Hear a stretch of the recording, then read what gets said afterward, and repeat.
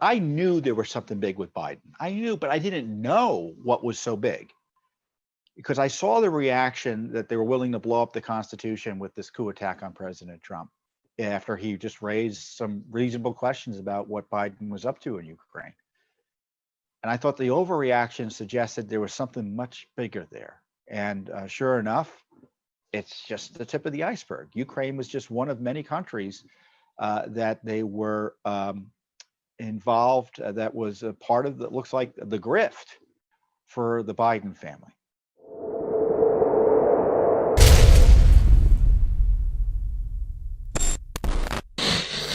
I talked about this a little bit last week. We have several kind of ongoing concurrent scandals now. We have the underlying scandal of what the Biden family was up to in terms of, and the emails and text messages suggest that Hunter Biden and Joe Biden's other family members, brothers and such, were doing international business and potentially, it looks like, saving and holding back and for payment to Joe Biden the monies they were getting. And there's been dramatic evidence about emails related to a China deal, which I'll talk to you about in a little bit. So the other aspect of the scandal is that the FBI and Justice Department have had this information through since at least December of last year, and have evidently done nothing with it, and in fact probably have hidden it. And then the third corruption scandal associated with it is the media and big tech suppression of the story. Despite new revelations, despite further confirmation of the authenticity of the material, you still have the big media and big tech suppressing information about it in an effort to help Joe Biden and oust Donald Trump. And I'm not saying that you should vote for or against any candidate. I'm just saying that you shouldn't have information about candidates withheld from you by improper and fraudulent intervention by either big tech companies or the media. And so what Judicial Watch is aiming to do is to provide you information that you may not be able to find elsewhere, although thankfully, given our new media age and the new internet, and I know the internet's not new, but the fact that we can now access information outside the traditional gatekeepers, you probably know a lot about what I'm talking about. Now, remember, these documents are not FOIA documents. These documents are material that was in a few places. There's emails that have been released separately from one of Hunter Biden's business partners. There's emails from a gentleman, Mr. What was his name? Of course, I'm going to forget his name.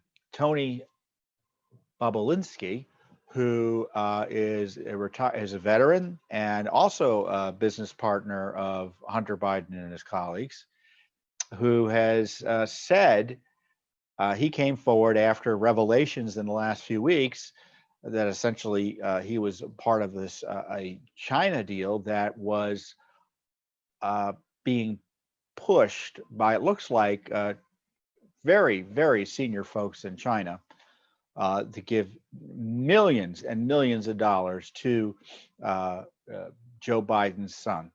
And Burisma says that the email about the big guy email that I've told you about, where Hunter says that he would hold 10% of some of that money for 10% of the money for the big guy, that was Joe Biden. And Bobulinski says when Joe Biden says he didn't know anything about Hunter's foreign business interests, he says that's not true. He personally witnessed Hunter and Joe talking about his businesses and regularly consulted with him on it. In fact, he says he met with Joe Biden for, I think, for an hour talking about this China deal, which at least I think was happening in 2017. And this is on top of the Burisma scandal. So, what I was thinking about this, that, we knew and found out most directly about Hunter Biden getting all that money from Burisma and Joe Biden's efforts to coincidentally remove the prosecutor investigating Burisma. Yes, and there was an ongoing investigation into Burisma at the time.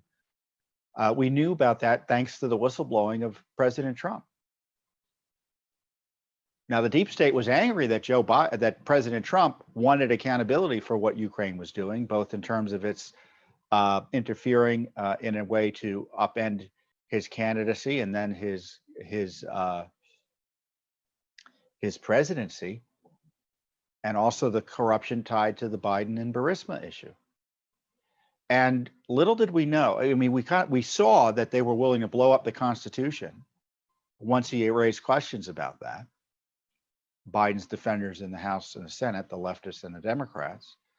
But now we know that the 83,000, whatever amount of money that Hunter Biden was getting per month, that was a side hustle for them, wasn't it? He got $3.5 million from the Russians, according to a Senate report. This China deal, it's not clear how much money was ever transferred. It looks like at least 5 million, maybe. But they were talking tens of millions of dollars, $10 million just for introductions in this China deal. And who knows how much other money has been sloshing around there.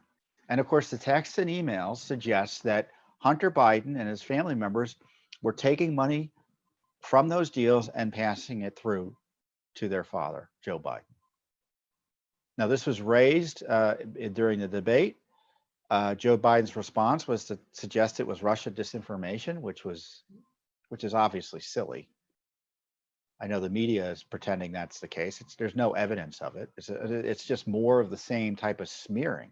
You raise questions about corruption in the Democratic Party, now you're a Russian agent. That's the new rule of thumb for the left-wing media and its acolytes, or its allies, I should say, in places of power, like in the House and the Senate. It's unbelievable. You have Adam Schiff lying about it again. You have other members of the Senate lying about it again. They know it's not Russia collusion. They know it's not Russia disinformation. We've had the Fox News and the Wall Street Journal confirm the China email. And frankly, the contents of the laptop indirectly as a result. Now we know that the FBI has been embarrassed into questioning Mr. Bobulinski after his revelations. Why didn't they talk to him 6 months ago, 8 months ago? It's not like they didn't know what his name was. He had the information in the laptop. This is just like the Wiener laptop all over again. It's politically inconvenient data, and so the FBI covers it up. So, in Washington, D.C., being as obsessed in D.C. as we are about the political consequences of scandal and how it might impact the election, you've got this distortion going on where the cover up, and as I pointed out, the big tech censorship, which is fraudulent business practices where they're pretending to be neutral when they're not. They're political, and they target people based on politics, not in some neutral business principle that can be defended, frankly, in court.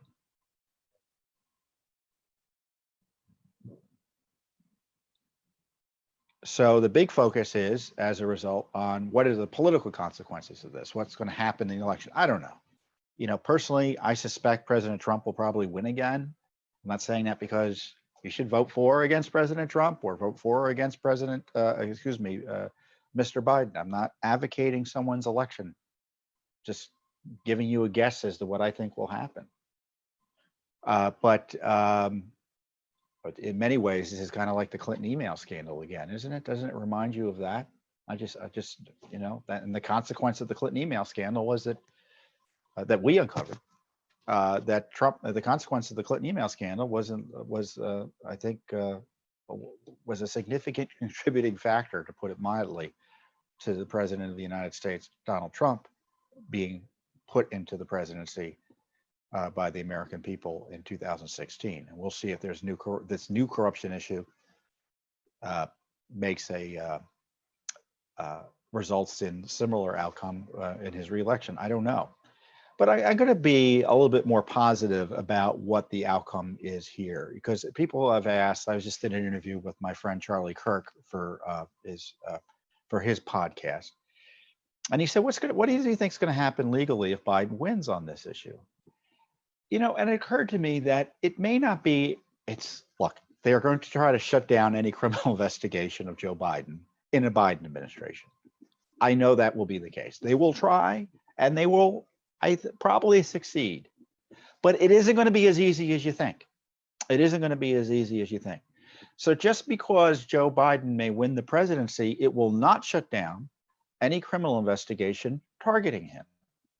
You know, we still do have a government that is answerable to the American people. It's run by politicians who are afraid of the voters, more or less. They don't want to be turned out of office. So if there is a serious criminal investigation of Joe Biden, and you know that's a big if, I don't know if he's going to be able to shut it down easily. I don't know.